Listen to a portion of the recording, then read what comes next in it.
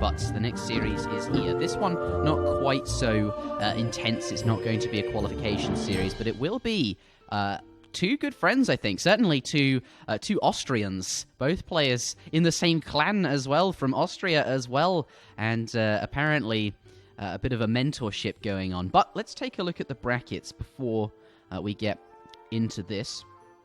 I want to show you where these players are and what will be happening, and particularly we want to be looking at the strength and caliber, because KINGofOsmane and Jerimuno, both very good players, but I wonder if they can keep up with someone like Taben, who they'll have to go against if they win this series here, is what we're watching. The winner progresses, they'll play against Taben, and then the winner of this series will then go against the loser of match 59, which is here, Kanisi.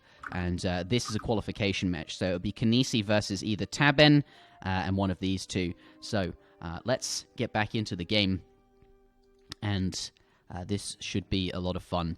Mitoe, what do you know of KINGofOsmane and Jerimuno?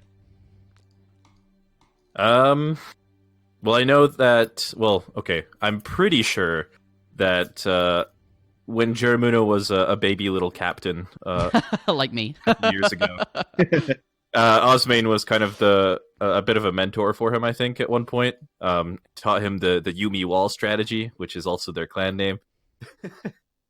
But yeah, so I think these players definitely understand each other very well, and I think it'd be an interesting series because of that. Yeah.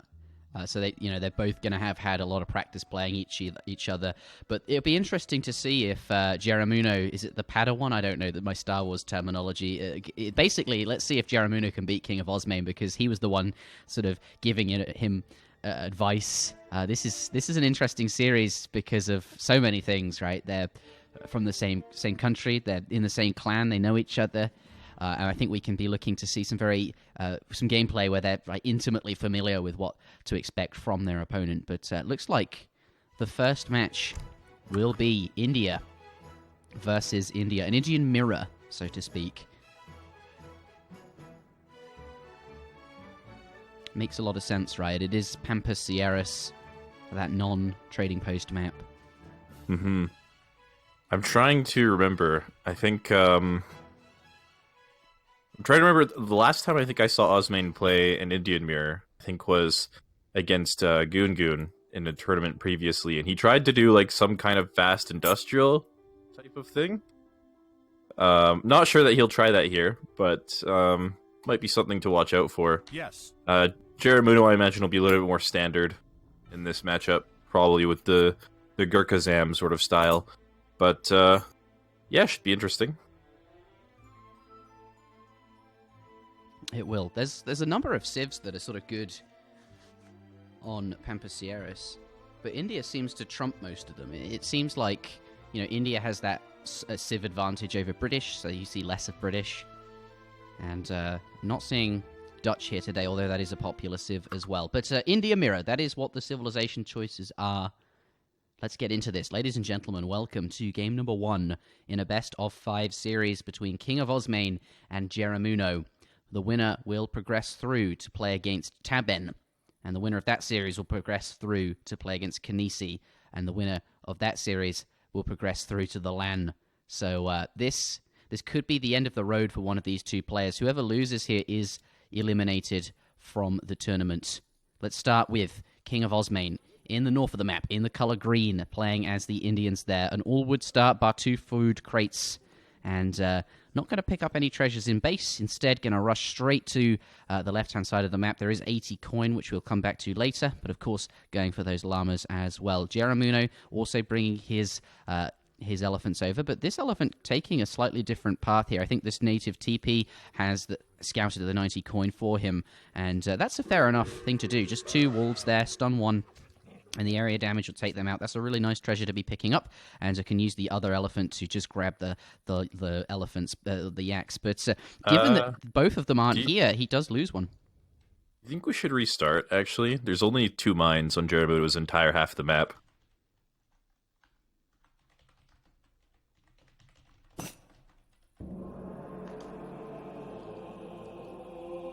All right, then. You should also use the star instead of the hashtag. Okay. Because I can't see anything you write when you use the hashtag. All right, I'll use the star. The star is to talk to all people. I think the hash is just your opponents. Exactly, and, yeah. You as an observer are on my team, so that kind of, yeah. Exactly, yeah, sense. yeah. All right. So admin restart for resource balance. But we can get back into this right away.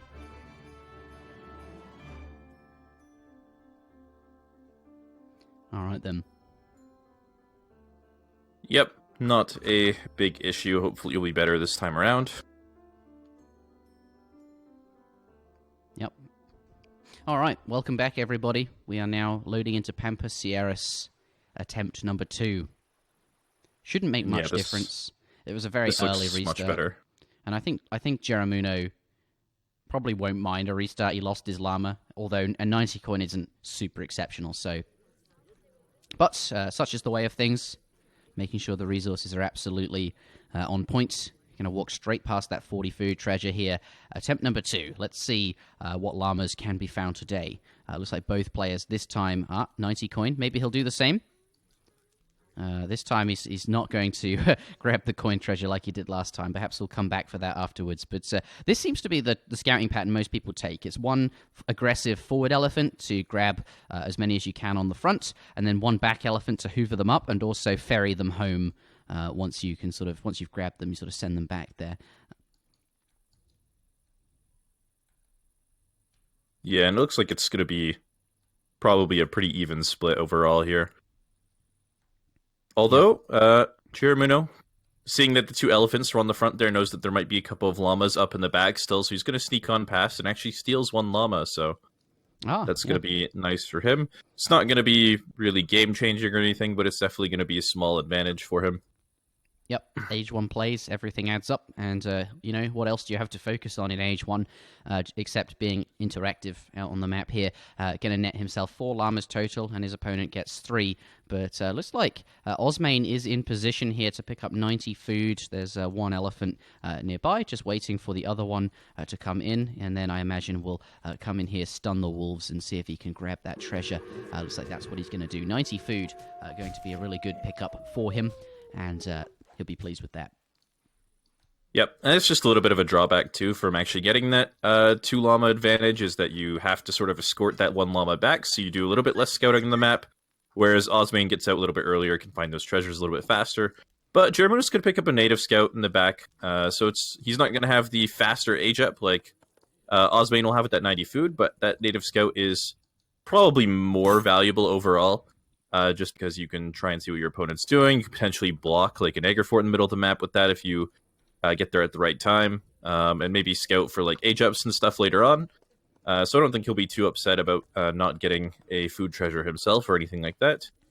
It's interesting that you say that. I think a lot of people would value 90 food more. I suppose it depends a lot on the matchup you're playing, because that's going to help you age up more quickly. But you value scouting very, very highly, and the native scout with his ability, and indeed in this matchup, you can disturb the placement of the big agrofor. It's really interesting that you value the scout so highly, but fair enough. Yeah, I think it's a really underrated treasure, especially at lower levels in the game. Well, I guess at lower levels it's actually less valuable just because people don't know what to look for as much. But it's worth. I would take a native scout over like 90 food most treasure. Of the time, I think. Green gets it. Nicely done there. Gonna loot, but not really any damage to either explorer. Very stomp. Not if only that come in moments before. But yeah, KINGofOsmane gonna not pick up his treasure. Jeremy. Oh no, he gets the 90 coin. He was the one that stole it. Pardon me. Yeah, you're right. At lower levels, you don't know what to see with the scout. Like when you walk through with the base, or I think lower levels in general don't scout as often. So that's fair enough. But the agrofor is now down. Yeah, despite getting the food treasure, he's actually aging sooner. But if you look at the population, he's actually idled his TC quite a bit to get this age up in a little bit earlier. Osmane's going to spot it with the villager. He's going to place his own egg fort right on top of it. So this could be a little bit of an interesting game. There's a lot of trees in between these 2 egg forts as well. So like going for like a Seaboy Rush or something might not be super easy to do with the pathing in these trees and stuff. Super aggressive. But we could potentially see people going for 2 12 Steep Boy rushes here with the Agroforce right on top of each other. And Also, really he brought nice a second micro with villager that scout. forward. Yeah, Yeah, to just get it up trying a bit to faster. delay as much as possible. And attacking the villager there, but as soon as it turns around to do melee attack, he gets the scout out of there, so it's out of range of the melee damage. This time the stomp allowing him to get it in, and it looks like that scout actually will go down, but either way the villager is being delayed, and the aggro fort placement, or the age up, is going to be delayed too.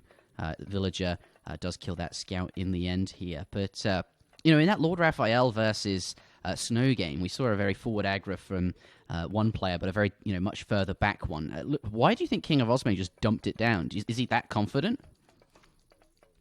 I don't know. I mean, there's just not much of a reason, I guess, to just put it back a little bit further. Like, it's pretty hard to rush down an aggro fort or anything like that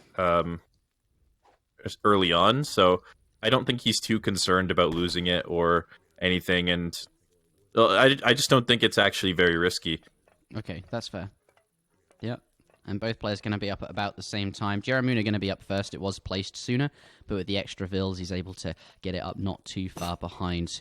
But yeah, both players now starting to get their market upgrades, chopping a lot of wood here. And we'll see. Oh, the vill's actually going to die. Okay, no. Last cannonball doesn't wow, hit. that does a lot of damage. But it was doing it was kind of interesting. It was the cannonball was actually hitting the vill twice. It was doing 50 damage instead of 25. It was bouncing in a weird way. Sometimes that can happen with the cannonball physics in this game, and yeah, the vill almost went down as a result of it. But the aggro fort goes up just in time. The vill moves out of the way just in time and manages to live. So he does retain his very minor economic advantage from the early game as a result. Yeah. And foreign logging coming in first for Jerimuno, so we're not going to see anything super crazy, although Osmane has Sepoy in queue. And 600 wood coming out first. Actually, both players looking like they might be sending units as their next shipment. Their population is quite high, actually. It looks like two Sepoy do find a villager to kill. I'm used to outposts and not doing all that much damage to villagers. They have a negative multiplier, but actually the aggro fort has no negative multiplier. So yeah, that villager did end up taking a lot more damage than usual. Gurkha is going to survive, but they did find themselves sort of sieging the aggro fort when perhaps they shouldn't have been.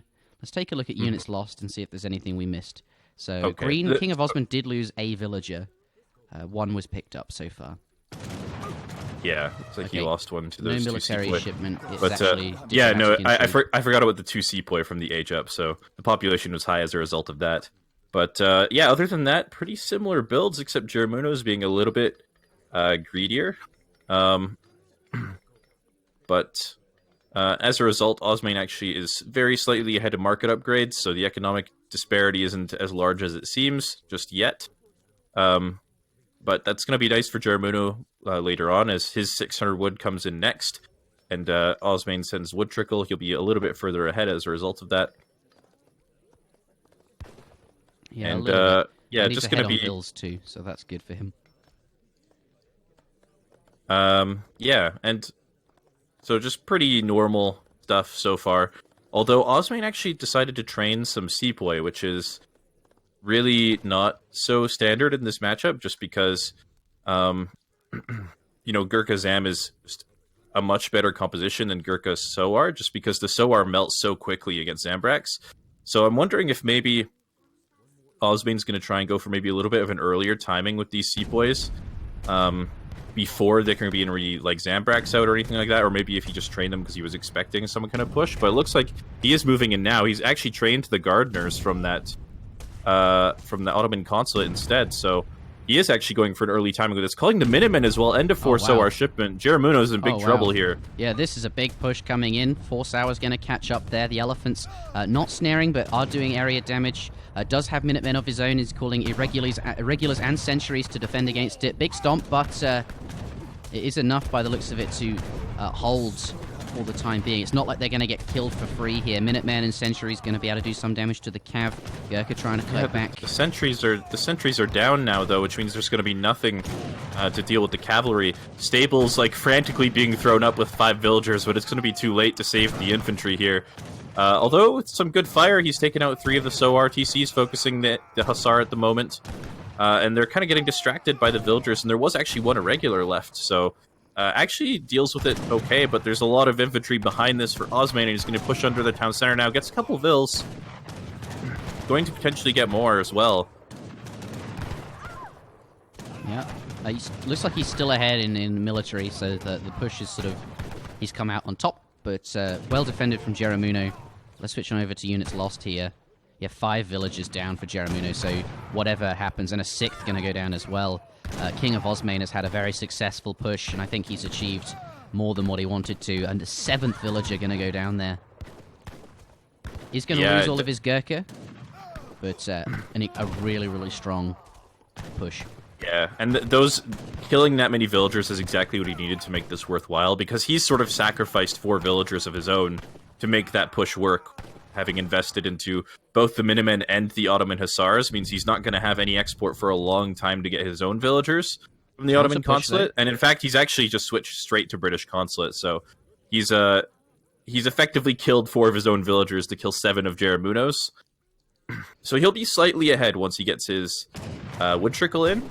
But before that, Jerimuno still retains a little bit of a lead. Yeah, going to lose these Sepoy here. They are getting, some damage done on the Sawar, but there's Gurkha in the back that will quickly take them down. But, yeah, you say he's deleted his 4 vills by not training them from the Ottoman consulate. Fair enough. Oh, but here's a vill coming forward. I guess the spawn point was set. Is it just going to get away? Brilliant. Doesn't even. It's going to make a run for it. That's the trouble with Indian vills, right? Because they appear with every shipment. You sometimes rally your shipment forward from an agrifort, and they just spawn there and start wandering off. But where's he going? Yeah, it happens, and it's just walking forward. Jerimuno just didn't deal with it, so that guy is. But he's still got his export out of there safely. This is lots of Gurkha here. The Sawars have found themselves nearby. A few Zambareks though, but with the blue Gurkha in the back, he's going to force these away, calling centuries of his own. And now the counter push is here. Jerimuno, he's going to get a very nice trade here. A very nice trade. Although a couple more Zambareks might be what he needs just to clean up these Sawars a bit. Yeah, okay. I mean, overall it's looking like a relatively even trade at the moment, although these Zambareks probably need to stop trying to fight these Gurkhas. But he is going to force Jerimuno back, and he didn't lose any villagers, so he's retaining... well, he's going to lose 1 vill now, but he's still going to have a very, very slight economic advantage thanks to all the vills that he killed in that first push. So, overall, despite being very slightly behind in military at the moment, things are still looking just fine for Osmane at the moment. Yeah. Seems like quite an even game. Southerville. Said. Just all these vills everywhere for Osmane. Yeah, vills everywhere. He's got some dude or lady over here gathering gold. This chap's going to get executed gathering gold. Yeah. But he's still ahead on villages. And he's ahead on... well, he's ahead on villages, but I suppose he's behind on military. Mm-hmm. Camel attack coming in for KINGofOsmane. Yeah, he's also up an upgrade with that camel attack. Not that it's super relevant when he only has 5 camels, but, it helps.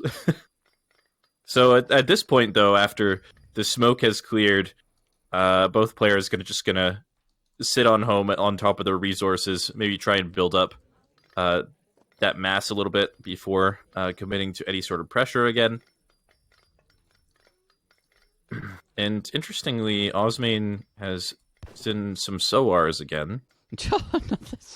Oh, dear. He's actually training even more Sowars. And at this stage in the game, the Sowars are really a bit risky. And yeah, there goes the economic lead.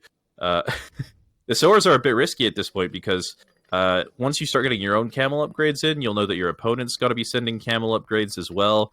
And Zambareks are just absolutely insane damage dealers against cavalry, and Sowars are relatively low hit points compared to other cavalry, so training Sowars here is...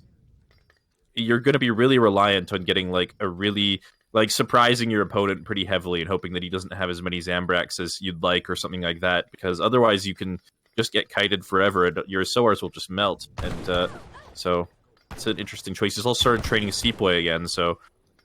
going for that really hard snowball composition here, which it doesn't look like it might be too successful. Yeah. Although he's got the larger army at the moment. He does, and another big batch of Soars. But there's not a lot of space Actually, this might be here. enough. That's 10. That's another batch of 10 Soars. That might be enough, actually. To take down all these Gurkha. He's trying to get back frantically, just trying to retreat out of there, kiting with the Zambaraks, which you said do a lot of damage, 19 times 3.5, but there's so many Soar here. They're just trying to get us around. Currently, still struggling to get on top here. Now he's starting to split them up a bit. The Gurkha have come to a standstill and finally does manage to get into combat nicely there and has taken down all of these Gurkha. KINGofOsmane in a very strong position here with this big surprise Soar mess. Yeah, that being said, though, I don't know if he has enough to continue pushing into this position. There's still some Zambraks left, not as many Soars. And if he jams them in the house up, but the 3 gardeners do arrive there, and that's going to be really, really helpful to handle these Soars. Bit of extra damage coming in, and a lot of Soars on the top there fighting against the Zambaraks and some of the Vils tanking. All the Soar are going to go down, so it looked really good for KINGofOsmane, but now Jerimuno, I think he's okay here. I think he's very okay here. Yeah, he's coming out ahead here. Osmane definitely overcommitting just a little bit there. Maybe he should have been happy with just killing the Gurkha and backing out. But yeah, at this point, like, Jerimuno is going to kill off the rest of this infantry. He's going to have a very large mass. And Osmane's just got 8 more Soar that aren't going to be super effective now once the last batch of Zambraks finishes here, which actually he didn't finish. He only got 1 out. But these Soar aren't going to be super effective either way.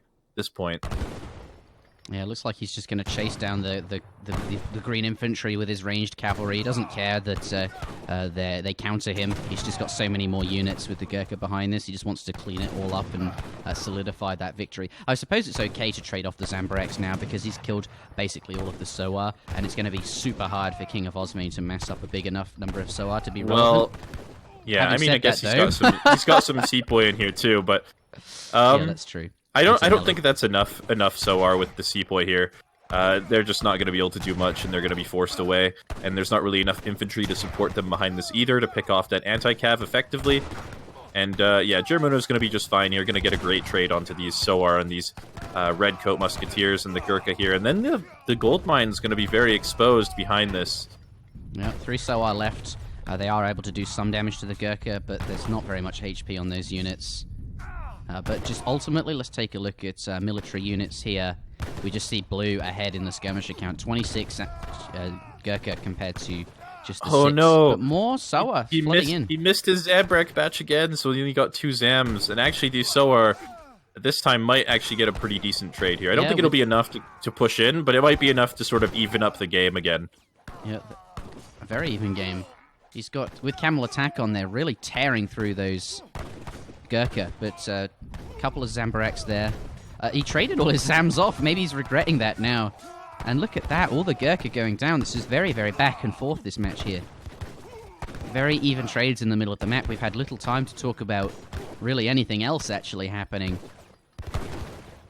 Just very, very bloody, constant trades. But looks like it is now going to come to an end with those Zambaraks going down. Pardon me, Soar. And KINGofOsmane going to get on out of there with his 2 Gurkha. And at the end of the day, things are looking kind of dead even on economy and military.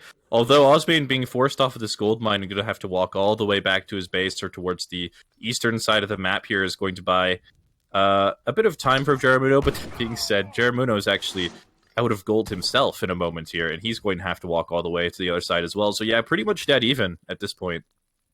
This is well, a very, very although even game. For some reason Jerimuno's up 30 score. I do feel like he came out ahead in the trades. Yeah, I just mean if you look at the military population and the eco population, just it's a bit like head scratching as to why he's up so much score. But he's gonna be able to clean up some of Osmane's vills that were up on the northern side of the map for some reason, and so he'll be very slightly ahead. Although it's actually still pretty even. Okay, no, never mind. It's so even. Well, Jerimuno, pardon me, KINGofOsmane, let's look. He's got Imperial Bureaucracy, and let's take a look for blue. He's got that as well, so they're looking really, really solid for market upgrades. But green, now only just getting back across the map to gather coin, This is coming down to like coin mine positions. I mean, the hunt not so much. India don't need as much of that since their vills cost wood. But fighting, this is going to be a big fight over the coin mines, and let's see where they sort of end up going. Blue now bringing his Gurkha Zambarak army over. Looks like Green continuing to make Sowar, refusing, and he's gotten. He's continuing to invest in this unit. Yeah, it's kind of interesting. And he hasn't set any of his other camel upgrades yet either. Although, I find it kind of funny that Jerimuno going with Gurkha Zambrak, the composition where you never want to be in hand combat, has sent the hand combat card at this point. But yeah, that's a lot of Sowars coming here, but I think there might be enough Zams if Jerimuno micros this well. But at the moment, they're kind of getting jammed on this gold mine here. The pathing's not best for him, but he's just walking back with the Gurkha at the moment. The Zambrak's kiting. There's no really infantry to back up the Sowar at the moment, and I think Jerimuno should be just fine here, but it's looking like a relatively even trade overall. Yeah, all the Gurkha gonna go down. Actually, it's just going... It's going the way really well for Osmane. But the Zambaraks can escape. They're not melee units, so going to be nice and fast. It's I swear I've never seen Sowar be this effective in an Indian mirror before. Yeah, they do seem like they're just so they're a bit like they suffer the same issues as Ulan, right? They're just sort of low HP, and they're only really good against. Well, with the multipliers, they're just not as good as like general purpose cavalry. And I'd expect a unit as efficient as a Zambarak just to clean them up, but it's going quite well. Yeah, I mean, with both upgrades in, they do kind of insane damage to Gurkha, though. Like 52 damage a swing is kind of really, really high. And they, of course, camels move a lot faster than other cavalry. Also, yeah, that raid is going to be painful. Going to put Jerimuno even further ahead economically. Yeah, does kill the first villager there. And, like, it's not like Jerimuno's vills are safe either. No, he gets away with the gardeners as well. Yeah. It's not like Jerimuno's vills are safe either. Like, look where he's gathering on the sides here. But just keeping up the constant pressure over here. Oh big sandwich. That's really big for Jerimuno. Does not want to be caught there. That's potentially game losing at this point. Because what I was going to say is keeping up the pressure on the right side is forcing Osmane to keep his army over there, so he can't really pressure Jerimuno's resources. But now losing all those Gurkha basically for free, he's going to lose access to this gold mine. He's not really going to be able to train units anymore. Also, look at his macro. He's got 2,000 food saved up. It's just looking like a really rough spot for Jerimuno now. He lost all his Gurkha, but now he's going to lose all these villies as well. This is falling apart here. Yeah, Osmane just taking commanding lead at this point.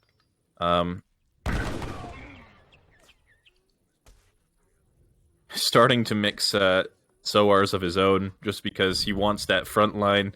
And being so far behind in the Gurkha count now at this point, like, it's going to be hard for him to actually match Osmane's Gurkha mass if he continues producing like 5 at a time. So he's trying to change up his composition a little bit here, just to try and give himself a chance to maybe catch Osmane off guard and get a win that way. And it could be effective. Oh, I mean, the only thing in here, there's only a handful of redcoats and Zambraks, so yeah, actually gonna miss those fills. Yeah, it looks like he's thinking about the fight and wants his units in over here to... He doesn't want to be raiding with them, but... Here we go, this is gonna be Jerimuno's one attempt here to get back into this game. The Zambrak's really out of position on the front, or the backside of this fight here, but Redcoat's going to melee against the Sowars. Zambrak's in the back also doing damage to Jerimuno's, and the Sowars flanking behind Jerimuno's army, and it looks like Osmane's going to be able to clean this army up pretty easily, and it looks like he'll be taking likely the first win in this series. Yeah, and it looks like it was a very even game. Up until it just sort of fell apart. His Gurkhas got trapped, his villagers got trapped, and then just having, losing that big mass of Gurkha. Yeah, you're right, he finds it hard to catch up.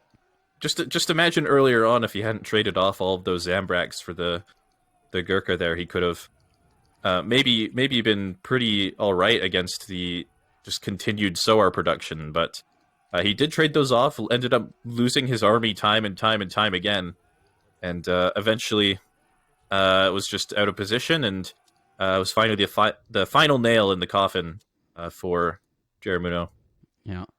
King of Osmane was, quite far ahead in military population at some points in the game, and actually quite far behind in others where these trades didn't go to. Oh, I suppose he remessed there. Oh, wow. Let's take a look at all resources gathered. King of Osmane was slightly ahead most of the game until the very end, which is surprising because I guess Blue lost a lot of villagers. But ultimately quite an even India mirror. That was a really scrappy, very bloody first game, and I think that's going to set the tone for the rest of the series. Hopefully we can see more games like that, very even games. But yes, let's go now into the lobby, and we'll see what Florida has in store for us. That is the next map.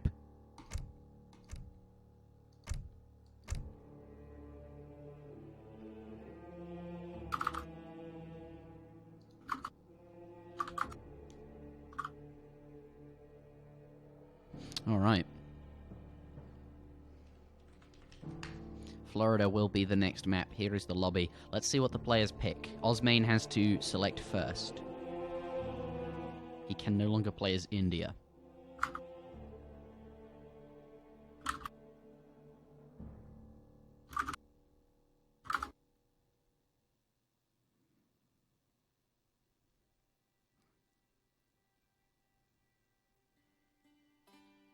Mitoe now arriving.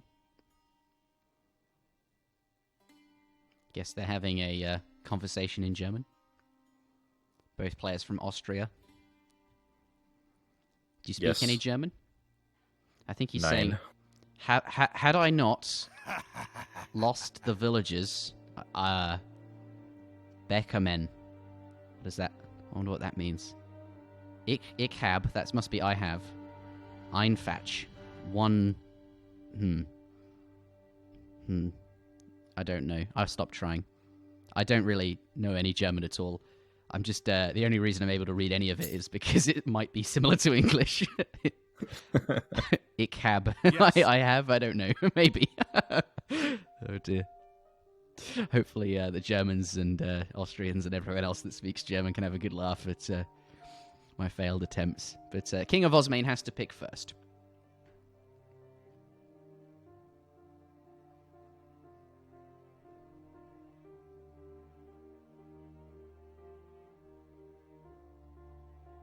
What do you know of these two players' civilization pools? Yumi Wall. Yumi Wall. Is that... Okay, yeah, that's the name of their clan. Right, so... Japan? So they're both... Walling with Japan? Right.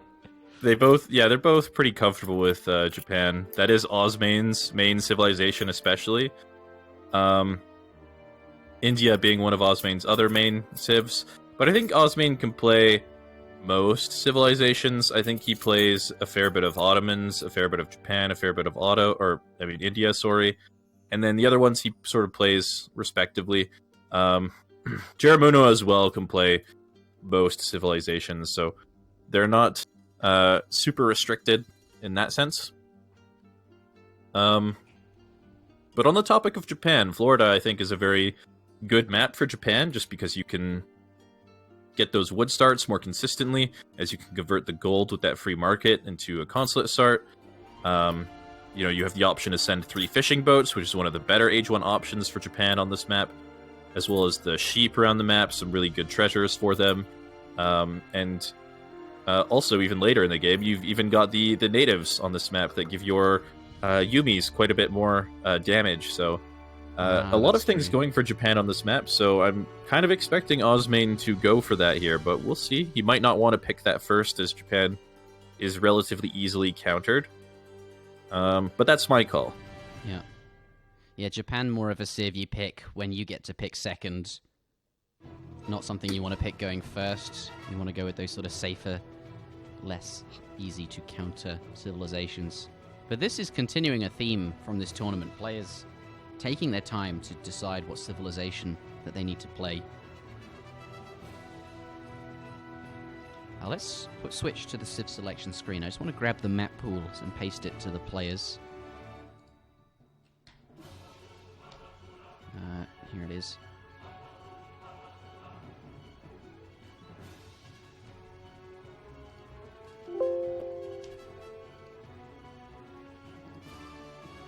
So we won't be seeing Kamchatka or New England.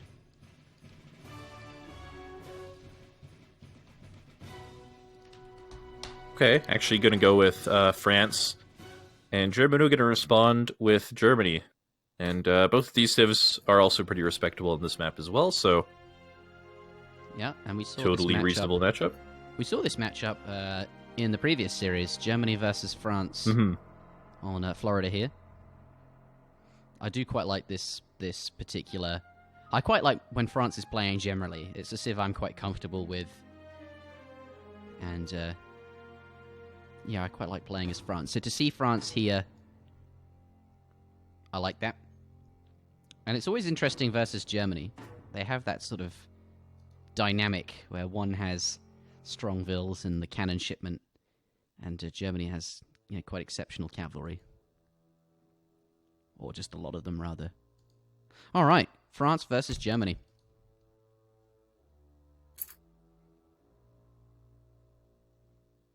On Florida here.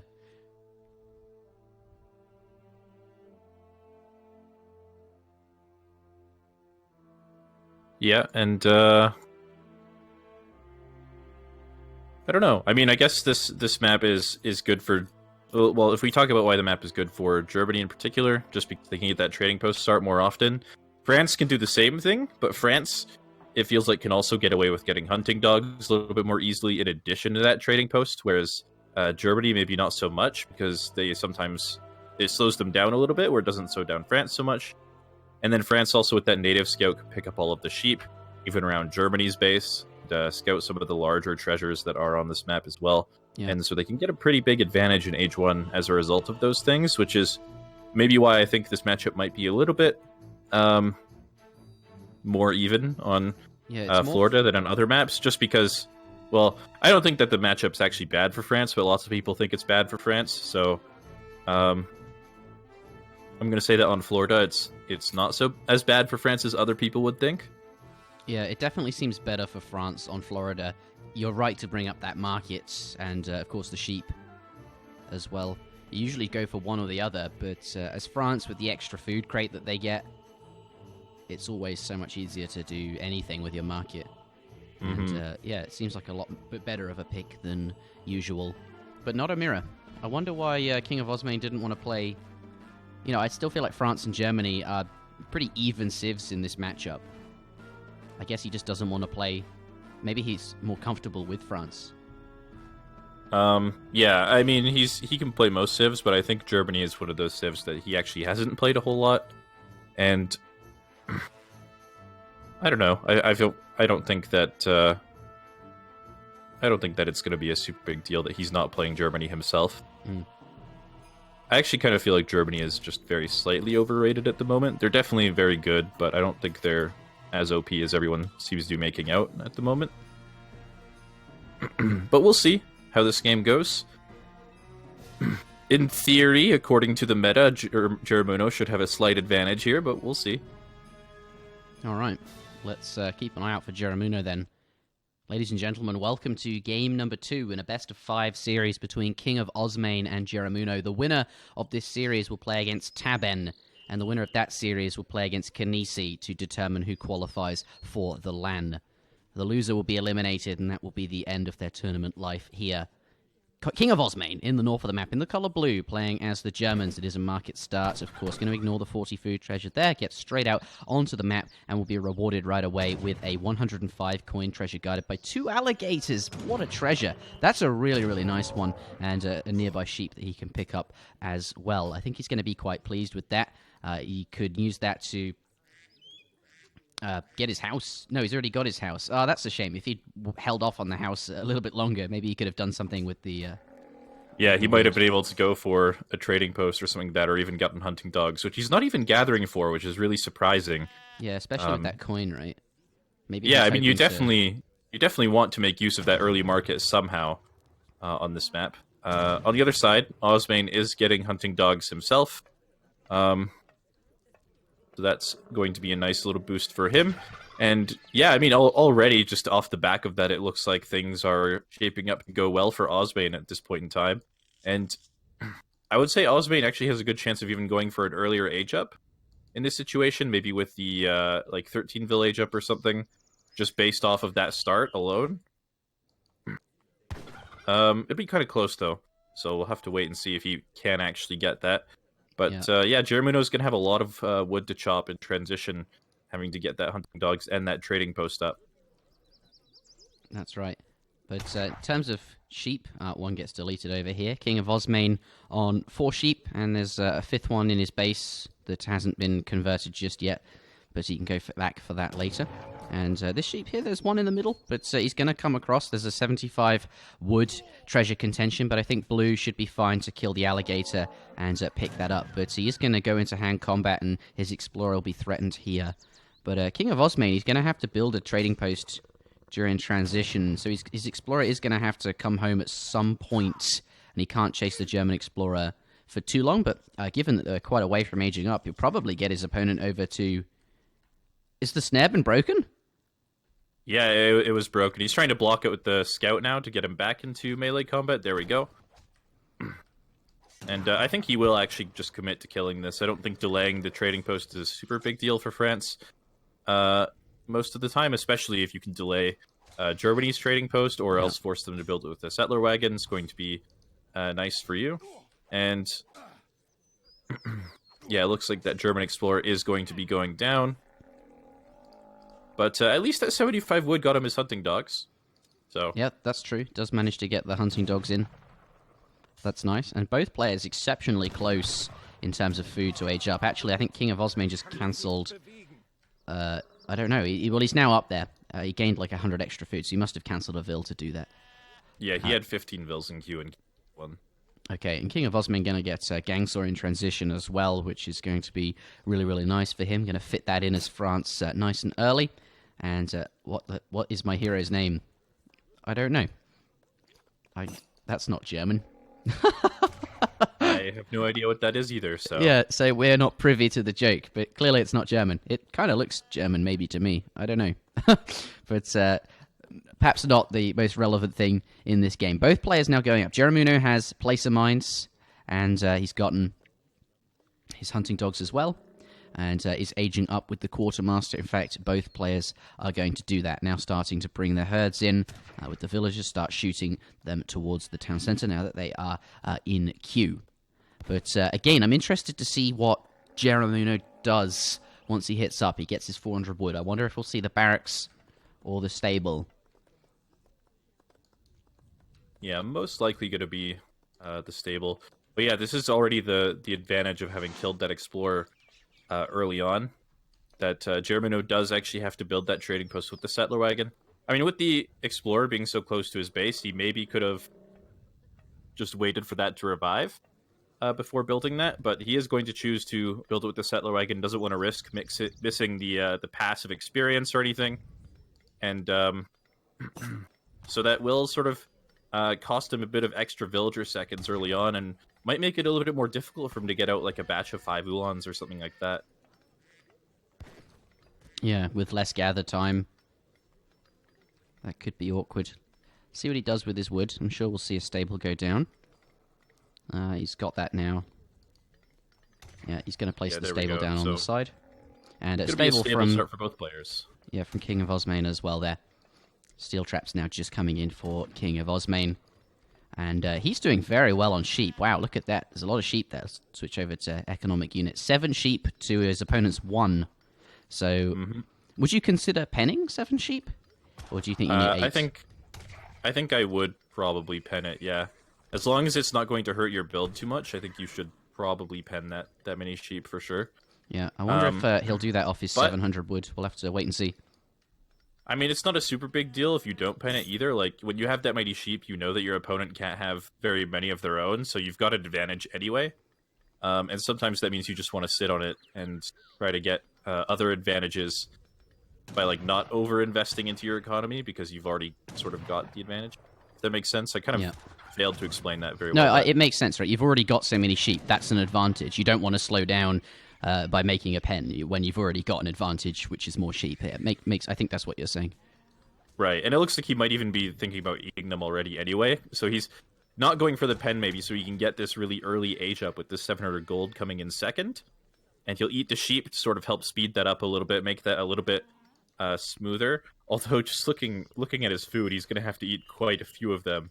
Yeah, maybe he wants to eat all of them. Maybe he's not afraid to do that, right? Like, yeah, I think that might be the case. Often, like, the Fortress Age time and your first couple of shipments seems to be the most important time of the game anyway in this matchup. So maybe that's where he wants his advantage. Whereas, your player, perhaps more experienced, maybe like yourself, perhaps you get away with, that first couple of shipments is going to go well anyway.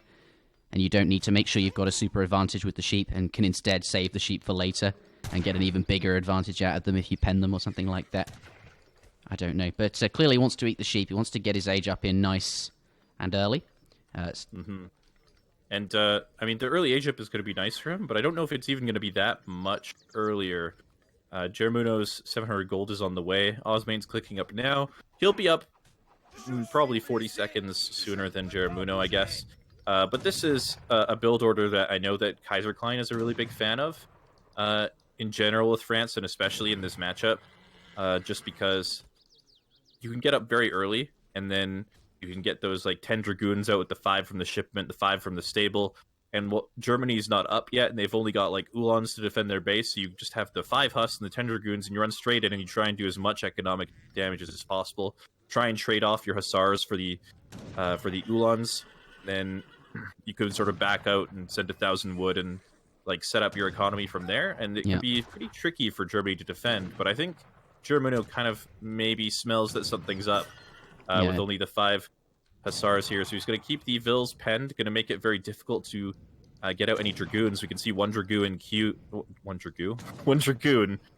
at the stable for Osmane, and with that gold being denied by the Uhlans there, getting out 5 is going to be a little bit difficult, especially since it looks like he's going to have to buy wood for a house there. Yeah, I actually sold some food and bought a house.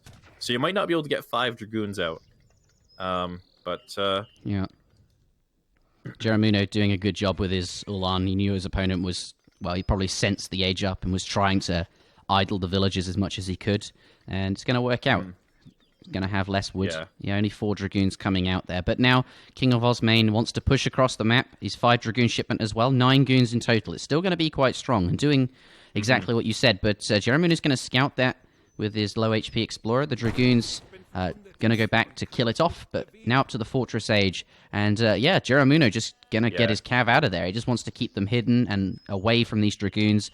They're quite vulnerable to Dragoons until the skirmishers arrive. And he just needs to hold on for 30 seconds or so until his skirm shipment can arrive. Back here, though, with the settler wagons on the back gold mine. If Osmane checks back there for any reason, even if he's just looking for the Uhlans that he knows exist, one settler wagon goes down.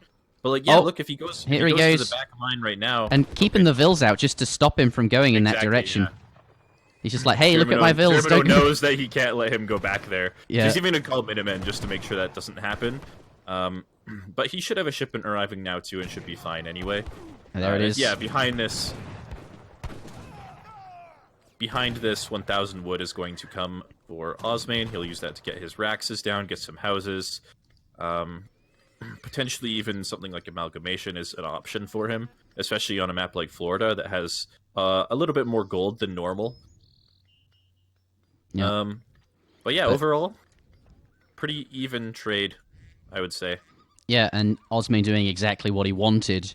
Gets up early and has that pace, right? He has that sort of momentum, and he gets to dictate the pace of the game. He gets to be in his opponent's base, and behind this he sends 1,000 wood, which is exactly what he wants to get his eco set up. So I think King of Osmane going to be pleased with this so far. Let's take a look at units lost. Yeah. 1 settler wagon went down as well, remember, so also going to be pleased with picking that up. But now Jerimuno coming in with Cav on the side here. I'm a little bit frightened for them. Yeah, he knows that he can't really be going in there with just Cav. There's a lot of goons. Very vulnerable. And the other nice thing about this build with France is that Germany can't really push out right after they defend unless they've gone for war wagons, just because they don't know exactly what France has done.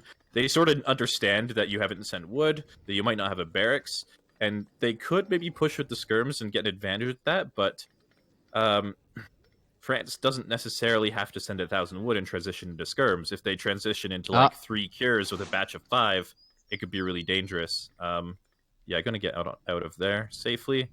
But so as a result, Jerimuno's kind of stuck sitting back at home for the time being, just because he wasn't aware what France was up to for sure, and was really maybe worried that if he pushed out and tried to punish that goon timing, that he'd run into a bunch of cures and then just get slaughtered. Yeah, okay, that makes sense. That took me a really long time to explain that. No, I'm pleased you did though. Like, but 1,000 gold is now stacked up for Jerimuno, in fact, and then some. He's actually quite evenly macroed, at 400 gold and 400 food, ignoring the 1,000 which he's going to spend on a shipment. And it looks like, he's. I think he sees all the dragoons or has seen them. I'm expecting Jaegers to come out from Jerimuno here. Yeah, he's definitely looking to send something. But I mean, he's still like maybe like 15 to 20 seconds off of that shipment. So yeah.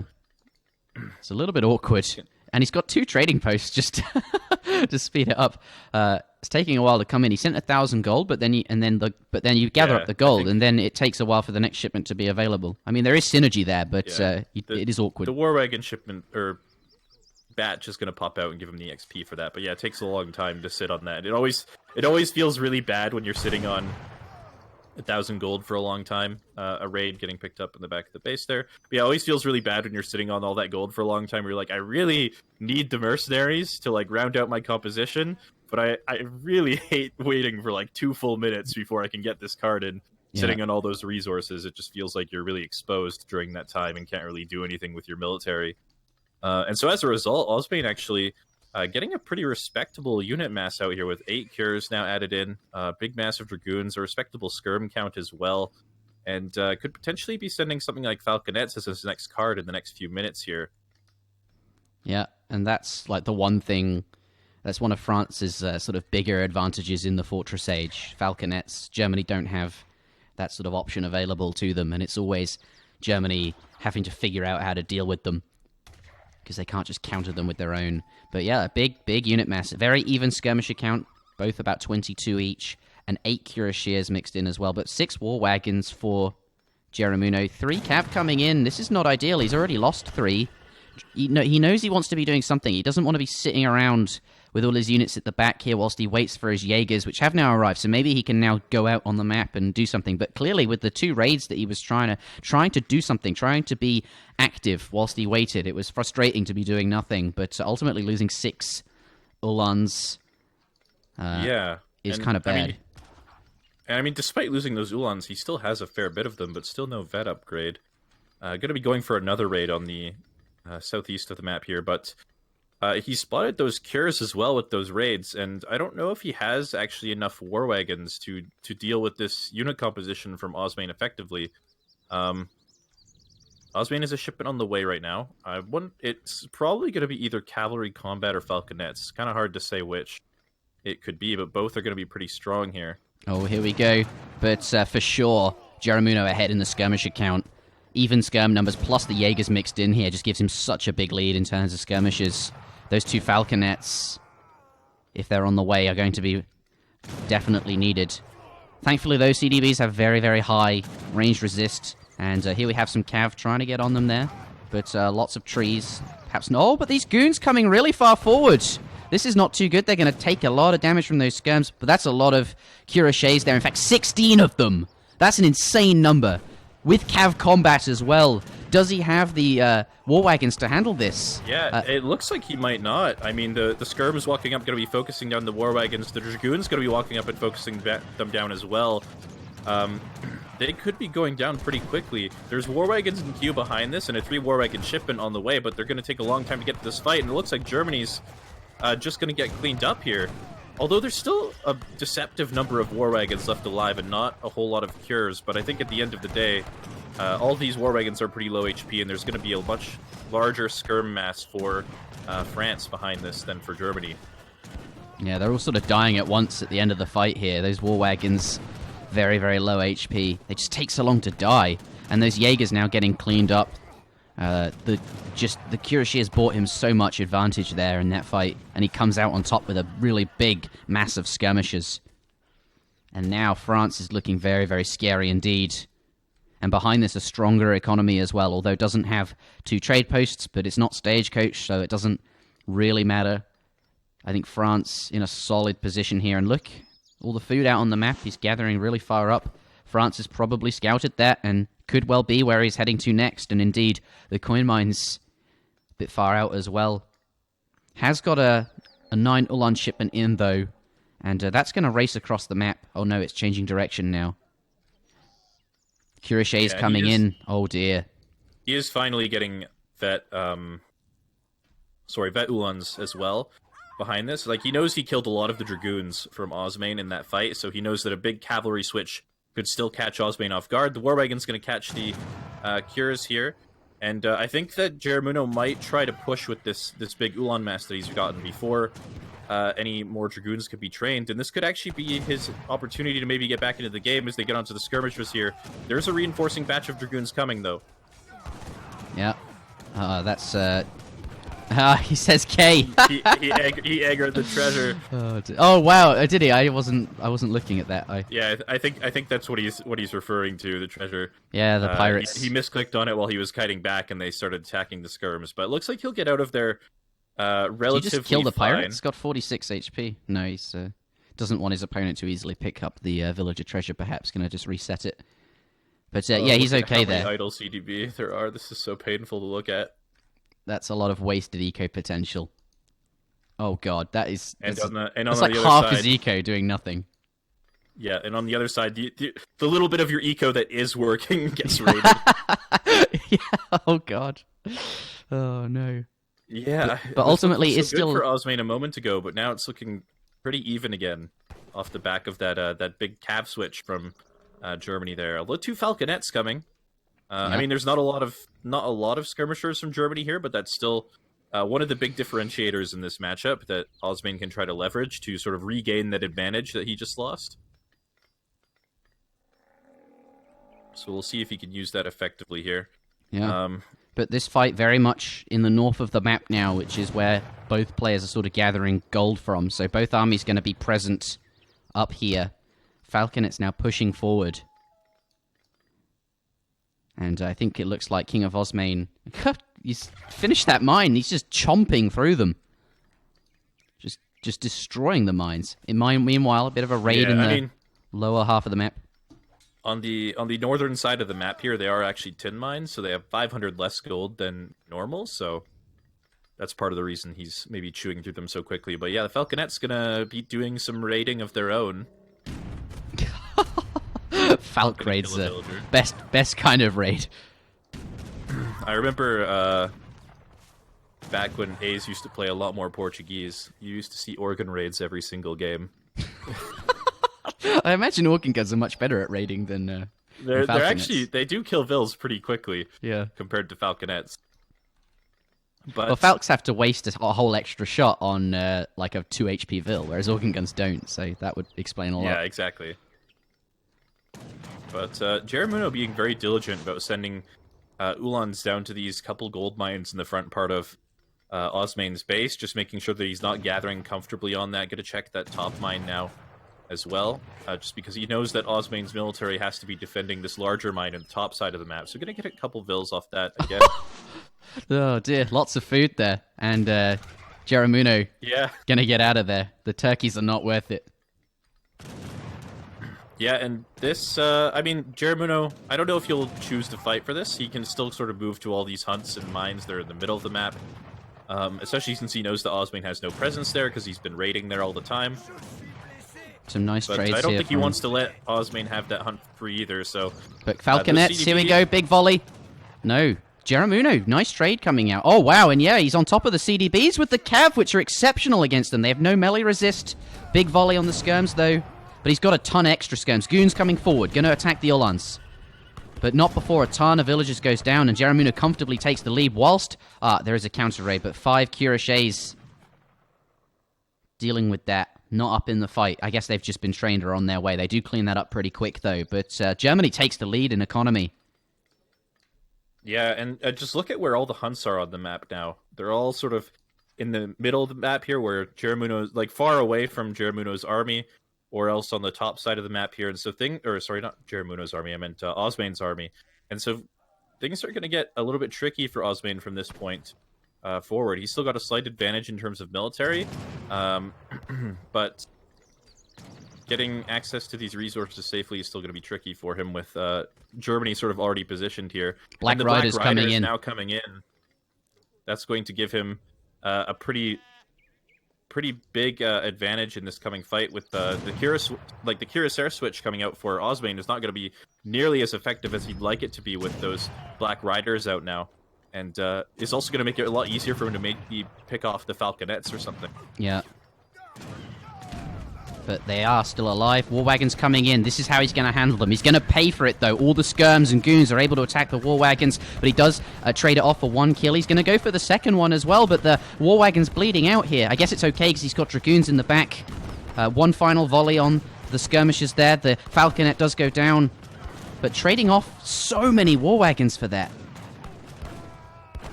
Yeah, but it looks like it might... No, not going to pay off. It's going to be both players sort of... backing out with their dragoons.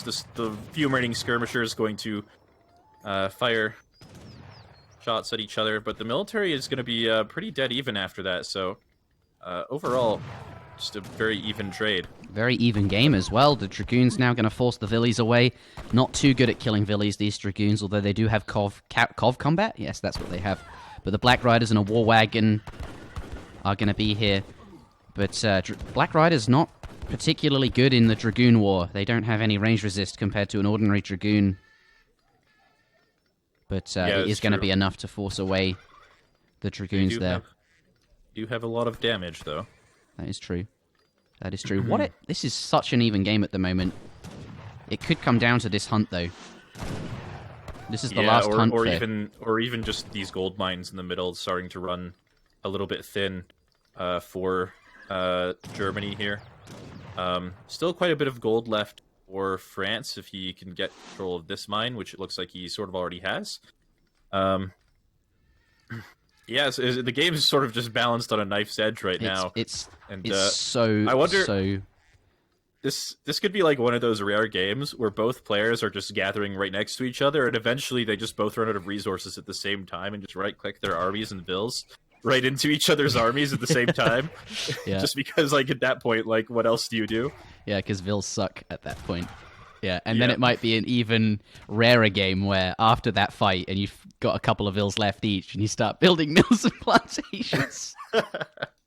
Yeah, I remember a really long time ago versus ASM. Yeah, where we killed off all of our vills, and then we had no army left, and there was no resources left on the map, and we basically like restarted the game. Yeah, with 10 vills each on mills. I was gonna say like 13 vills each. Yeah, it was a complete reset at like the 30-minute mark. It was, could be. But you didn't realize that you didn't realize it was so even, and you resigned, I think, or maybe A's resigned. I don't remember. No, but that was a game. I resigned. Yeah, I regret resigning that game. But anyway, Germany actually has a pretty decent mass here, although a big batch of cures coming out behind this.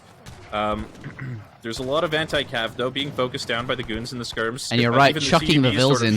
Yeah, and the settler wagons just getting involved as well. Yeah, there we go, all the vills just right-clicking each other's armies. Yeah, just to tank, because there's, like, vills are so useless now. There's no food or gold really left on the map. You just have to throw them in there. The CDB are actually so good here. Yeah, with blunderbuss and greatcoats, and their 40% range resist. This is the French bonus coming in strong.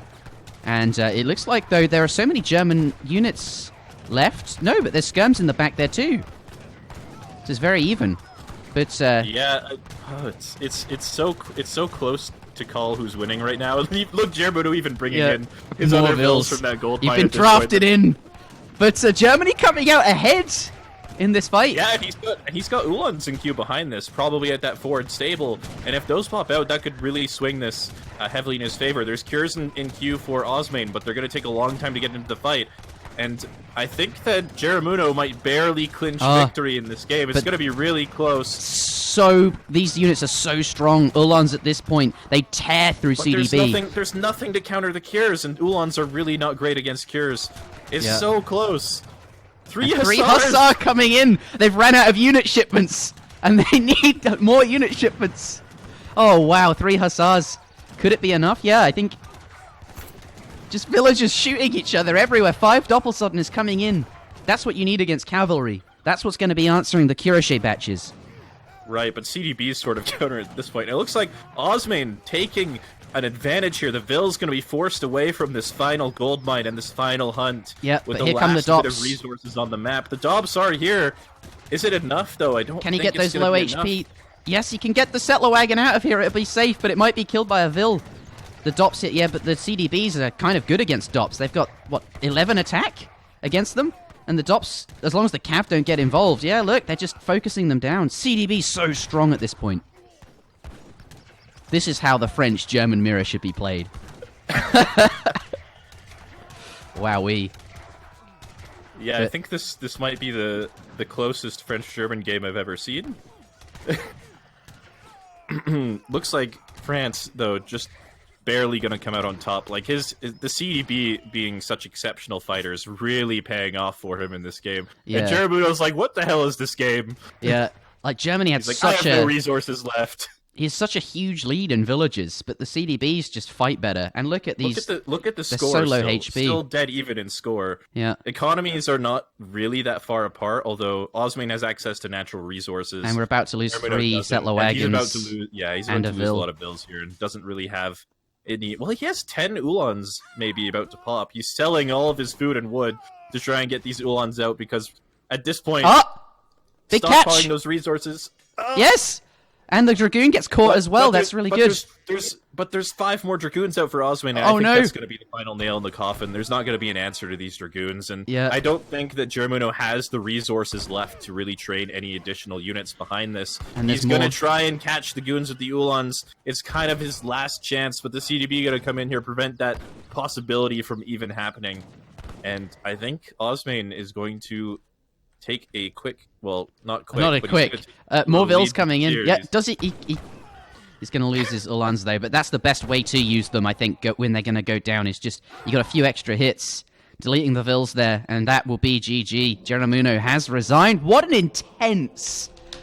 Holy moly. I thought for a moment that the game would continue, and we would see mills and plantations coming out, but... and look, this is the last mine with 12 coin in it. And then there'd be no more gold. And we'd be switching to crossbows and pikes whilst they set up their plantations and mills. Holy goodness. I mean, yeah, that's a really rare game right there. You don't see that very often, with the Villes forced to fight each other like that. Hot damn. And yeah, these players also just proving to be really evenly matched. Like, both these games have been just absolutely balanced on a knife's edge the entire time. Yeah. Wow. I don't have words. Yeah, I want to see the Ville graph. That's what I want to see. Villager population. Yeah, and you can see, like, when Germany chucks their Villes into the fight, right? Their Villes just don't fight the same way CDBs do. Big losses for both players, but just not as good, those ordinary villagers. But that is the end of game number 2. A very, very even game. Oh no, it's, I think they...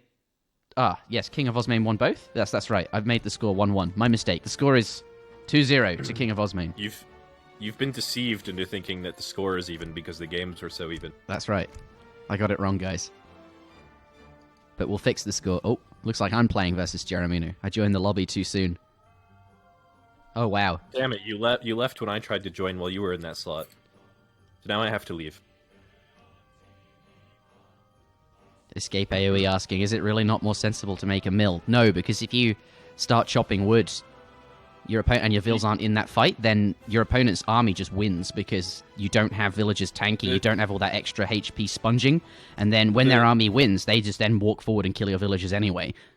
The problem is that there was still some gold left in that last mine and that hunt there, and if you try to build a mill at the back of your base, your opponent basically gets to gather all of those resources, and they're going to have a really big military advantage in a minute or two while you're frantically trying to switch your eco over to mills and plantations, which is just really cost ineffective.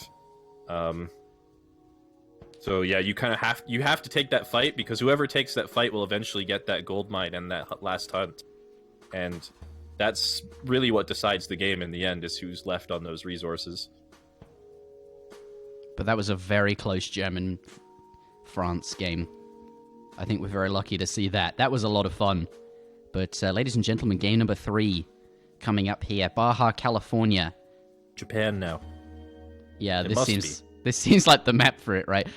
Osmane's not going to play a series without playing Japan. It's never happened before.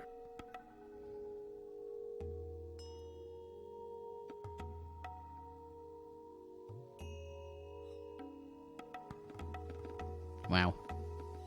But Osmane has to pick first. He won the previous game. Let's see what he goes for. Mitoe suggesting Japan, but as we've been saying, easy to counterpick Japan. So maybe not Japan. Japan is more of a civ that you pick if you are the one counterpicking. More German in there. Unable to follow what it is that they're saying, but a lot of CSGO. I can read that part.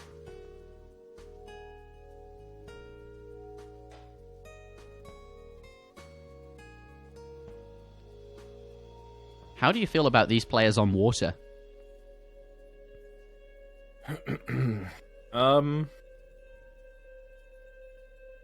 I don't think either of them are really super experienced water players. I think Osmane dabbles in water a bit, but not super heavily.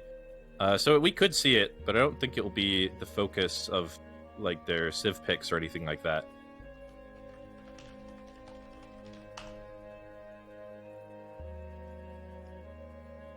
Japan mirror time, says Noel in the chat there. But if KINGofOsmane picks Japan, do you really think Jerimuno will just mirror it? I know it's a civ that clearly both of them are competent and very strong with. Yumi W, Yumi wall, Yumi's behind walls. But doesn't Jerimuno just pick like Ottoman or something? Or maybe not Ottoman, yeah, I think just Jerimuno would try to counterpick that. I don't think that Jerimuno would be super confident in playing Osmane in a Japan mirror, with that being Osmane's best civ, and I think Osmane being the one who probably taught him how to play Japan in the first place. And Japan is sort of one of the more counterable civs in the game. So if Osmane does pick Japan, which I guess, you know, he might not, but I would be really surprised if he didn't, then he could go for something like Aztec or Russia, which is typically pretty difficult for Japan. Perez saying, "Please, can anyone finish the series? I need to do studying." Yes, Perez, you should go study. But thank you for tuning in anyway. KINGofOsmane pulling out the Ottomans here.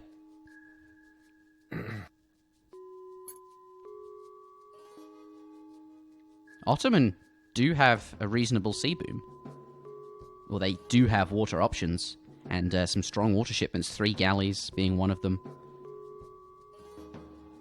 Jerimuno now gets to pick against Ottos. Jerimuno not pleased about that. What are you picking Otto for?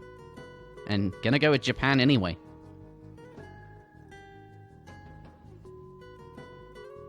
So he wants to uphold the honor of his clan, even if their clan leader will not. Thoughts on Ottoman versus Japan? I feel like this is, quite strong for Ottoman. I guess I feel like Japan struggle with those sort of those timings. We could see some sort of Ottoman fast fortress. That's how I would play this matchup. I'd abuse the falconets with the Janissaries. Yeah, Otto has a lot of really good timings against Japan, but like all Ottoman matchups, if those timings don't work out or don't work out well enough, eventually Japan or whatever civ they're playing against will usually have the stronger army and the stronger economy at the end of the day as the game sort of progresses into the later stages of the fortress age and maybe even industrial age, where like Janissaries as a unit type, like that musketeer unit type, really starts to fall off. Apis guns become really cost ineffective. Cavalry archers are cavalry archers. And, they're not ideal, right? They're not the best. They're not as good as dragoons, sure. Yeah, so it's like Ottoman has like just some really, really strong timings, and it makes them a really solid civ. But almost any civ sort of has a chance of winning if you can just make it to that point in the game. So Jerimuno looking to stall out the game as long as he can then. Yeah, I think that's likely the case here. Both players have selected their civs. I guess decks are the next consideration. When you know the matchup, you always want to check that there's that last tech card in your deck. For example, I don't know, 16 Yumi or something like that for Jerimuno. Who knows? Making sure you've got all the water cards. But Jerimuno is ready, clicking in there, and so is KINGofOsmane. Ladies and gentlemen, welcome to game number 3 in a best-of-5 series. It is match point for KINGofOsmane. 2 very even games. Very, very even, but KINGofOsmane coming out ahead in both of them. This will be game number 3. If KINGofOsmane wins this game, he'll win the series and progress onwards to face Taben, and the winner of that series will face on to play Kanisi, and the winner of that series will qualify for the LAN. Ladies and gentlemen, spawning in the right-hand side of the map, in the color blue, we do indeed have Jerimuno. He needs to win here, otherwise he is eliminated from the tournament. Cherry Orchard going to go do some scouting. He starts with 2 berry bushes. There is a 30 coin treasure in base, and immediately is going to find 40 XP and a native scout as well. But I'm sure we'll see a shrine drop down before either of those 2 things are gone for. His opponent, KINGofOsmane, on the left-hand side of the map here, leaving his coin on the floor. Not going to want to get that right now. And a house out here for line of sight. He is going to build a trading post. The bottom one here. Be absolutely certain that he gets the pass. Japan has found him there. But this could be the final game. And it could be another even game if the other 2 games are something to go by. This is a civilization that Jerimuno is very comfortable with, Japan. But he's up against Ottoman. It is the question, can Japan hold those really solid colonial and or fortress age timings that the Ottoman player do have? Going to go for 60 food now. His opponent going for 70 XP. Quite an even age one thus far. Yep. Yeah, not a whole lot to say at this point. Jerimuno not going to be going for that early consulate that Japan likes to go for oftentimes, just going to sacrifice a little bit of that boom potential later on, just so you can get up a little bit faster, which is fair enough against Ottomans. Your economy is likely going to be better than theirs anyway, regardless of whether you cut eco or not, so sometimes the safety is just better. And going to find 60 wood as well, which might help him get up a second shrine, which is going to be nice. Yeah, pretty nice treasure that. And it looks like he's also going to be sending 3 fishing boats as his first card. And so that's one of the better Age 1 cards for Japan, especially if you're trying to be fast. 3 settlers for the Ottoman, though. Very, well, it's the only thing you would ever expect Ottoman to send in Age 1. No other real choices there. But now up to the colonial age, and villagers going to switch over to wood, going up with the quartermaster for 400 wood. So not that tower and 200 coin. 400 wood, a very strong politician, though. We probably expected this. And looks like 3 fishing boats are just coming in just now as well. Japan also up to the next age with the Toshogu Shrine. Yeah, going up pretty quickly as well, just as a result of having not invested in that time into building that consulate and chopping all that extra wood for the shrine. So that's going to be really nice for him in preparing for anything Otto might do. Looks like Ottoman's going to be chopping for a second trading post. Let's take a look at what he's aging with real quick. He's aging with the quartermaster, and there's a couple of villagers going forward right now, it looks like. So going to be doing something aggressive in colonial. Doesn't look like it's going to be fast fortress or anything like that. Hopefully Japan can actually scout that, figure out what's going on. Walls going down, though. Pardon me? The walls are going down. Here we go. It has begun all the way across the map here. And that Japan Yumi style that the clan tag is alluding to. It looks like we will see that here today. Yep, I think that is the plan. But that will mean that Ottoman will be free to get the stagecoach line pretty freely. Aging up with the 400 wood here is going to probably give him a barracks, maybe that 3rd trading post or that stagecoach upgrade. Probably going to be 700 wood on the way as his first card, just to help him get some more infrastructure down, help pay for those trading posts and military buildings, and potentially even some market upgrades and stuff like that. Yep, barrack goes down. Japan on the other side. Also going to be hitting up to Colonial. And let's take a look at what he might be sending. Looks like he is sending 5 fishing boats. So instead of going for the 4 villagers or 600 wood, he's just going to send the 5 boats. And that will help preserve the cherry orchard in his base. As you mentioned earlier, he only gets 1 orchard on this map and 2 berries, which is sort of the less ideal start for Japan. But having those fishing boats out will help him get food elsewhere. And will also be a little bit safer if he ends up getting pressured or anything like that. 700 wood for King of Osmane first, by the looks of it there. And going to use that wood to get the middle trading post, and he's built the top trading post as well, so expecting to see stagecoach from him nice and early. And 300 wood artillery foundry coming down, so spending that wood. 700 coin to follow up makes a lot of sense. Likely to see Jan Abbas there then. Abbas guns very costly in the coin department, and that 700 gold going to help him get a few of those out, as well as the trading post. But I think Jerimuno, not sure if he saw the artillery foundry there, but certainly we'll see the stagecoach. I don't think he spotted the artillery foundry, but he did see only 1 barracks, and he did see some janissaries out, so that janissaries being out this early should indicate to him that it is going to be some kind of colonial plan at least. So he'll know that there is likely a 2nd military building down, either a stable or a barracks somewhere.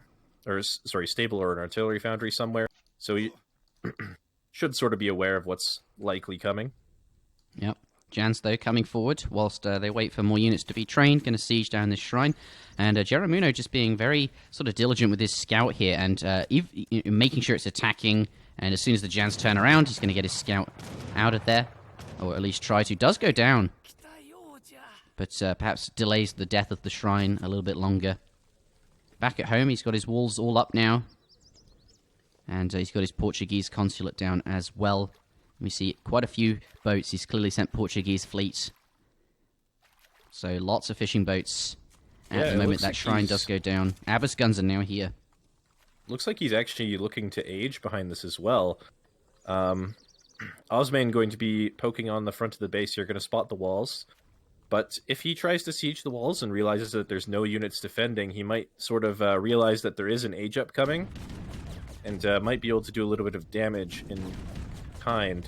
But we've got to remember that with the way that Jerimuno set up his economy, with these fishing boats on either side of the map and all these shrines, even if these villagers get idled, that's he's still going to have a large portion of his economy that's going to remain gathering. So even if he gets under the town center here, it's not really going to be super effective pressure. Yeah, and it's buying him enough time, right? Like, the wall even holds 46 HP. King of Osmane going to get out of there. Is coming back in now. This wall has bought him a lot of time. Meanwhile, in the back, whilst the wall is stopping those units from coming in, he's got all 8 villages building the wonder. They're now going to have to be pulled off with the units coming in, but King of Osmane, a bit indecisive. And it looks like Jerimuno will get up. Pardon me? Looks like Jerimuno will get up to the next stage without being harassed too much here. Yeah, it looks like Osmane is aging himself, though, which is maybe why he's a little bit hesitant to push in here. He did get the wall down, which is going to force some vills to come out to rebuild it. He's going to come in and try and pick those off, try and deny that from happening. Looks like 1 vill will go down, and he can just sort of keep doing this, maybe force Jerimuno to place that wall elsewhere, or else continue picking off vills and harassing him that way. But with his own age up coming in, he's not really going to be able to push right underneath the town center or anything, especially with the Yumi now out. This looks pretty good for Jerimuno, I think. I mean, obviously Ottoman up as well, which is where Ottoman's still completely fine in the Fortress Age, but it felt like those early units didn't really get enough done. They sort of killed a wall, and behind it, Jerimuno is absolutely fine, and he's up to the Fortress Age. This is where he wants to be. He put his Wonder down. He clearly has some sort of plan in the Fortress Age. And Villager does plug the wall again. It does get it up just in time, but and he's going to get out of there and survive. And now has a couple of Yumi out that he got from the age up. Abyss guns, though, do sort of... The scouts inside the wall. Yeah. It's fine, though. Let's take a look at what Jerimuno's sending. Looks like it's going to be the flaming arrows coming in. It's going to be a little bit tricky, though, to maybe hold the... what could be the falconet push coming in here. Oh, aging with a caravel, or a galley, sorry. So he's going to manage to clean up all these fishing boats. He's going to get 400 wood back at home. Yeah, there's no dock, right? So without a dock, these boats can't garrison. And that's a little bit awkward. Oh, wow, that's tough. And Maybe he could potentially even take out this barracks as well. It seems pretty close to the coast if he actually checks for that. But yeah, there should be falconets on the way soon, probably. And that might be a little bit difficult for Jerimuno. Culver in queue at the artillery foundry. Yeah, and that's just to cover the falconets, because he knows that Jerimuno's sending flaming arrows. If he's taken a look at Jerimuno's deck, he'll see that the flaming arrows are on the way. And flaming arrows, of course, do quite well against falconets. So one culverin will help keep those falconets safe, help him keep the pressure on, and we'll just make it a lot harder for Jerimuno to really do all that much. Second TC now coming out of King of Osmane as well. Feels quite greedy to spend 500 wood on that, especially since the Vils changed so slowly. It's going to take a while to pay off, and I feel like Ottoman's strength in this matchup is their timings. But yeah, having said that, the Vils are free, and he's got a stagecoach behind this. Yeah, and he did just clean up 6 fishing boats as well, so... I mean... His agent bonus has kind of paid for itself. Yeah, true. The agent bonus basically killed 6 Vils and got him a town center for free. So that's true. 400 wood off the back of the caravel age up. So I suppose that's where the wood came from. Flaming arrows, though, are going to repel the Janissaries for the time being. But there is a culver in there, which is exactly what he needs to handle the flaming arrows. It looks like the flaming arrows might... No, it looked like for a second he was going to walk up and try to shoot the culverin, but... Yeah, he's okay. But these flaming arrows... this culverin shuts down the flaming arrows. Yeah, and the falconet's actually not even worrying about the wall. The wall's not important, apparently. Just going to be focusing on getting the wonder down. Which is going to force a response maybe a little bit sooner from Jerimuno. Flaming arrows coming forward flaming here. Arrows walking up they now. do take out the falconets! Or they've got a nice volley on there. They need one more shot. They probably will get one. With that second shot coming in. But the Yumi being cleaned up. Yeah, it's not a good trade for Jerimuno. Losing 15 Yumis for 15 Yumis and 2 flaming arrows for 1 falcon and a handful of Janissaries is not the best trade in the world. With those units dead, Osmane gonna get through the wall, gonna get onto the Wonder that's already below half HP, and things are starting to look tricky for Jerimuno now. Yeah. He's still got quite a big... Well, I mean, doesn't even actually have that much of an economic advantage, really, when you consider that there's 2 town centers and 3 TB stagecoach here.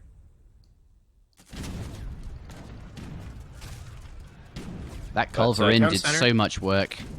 It really made the flaming arrows so redundant. Yeah, it certainly did. But the town center going to be focusing down that falconet.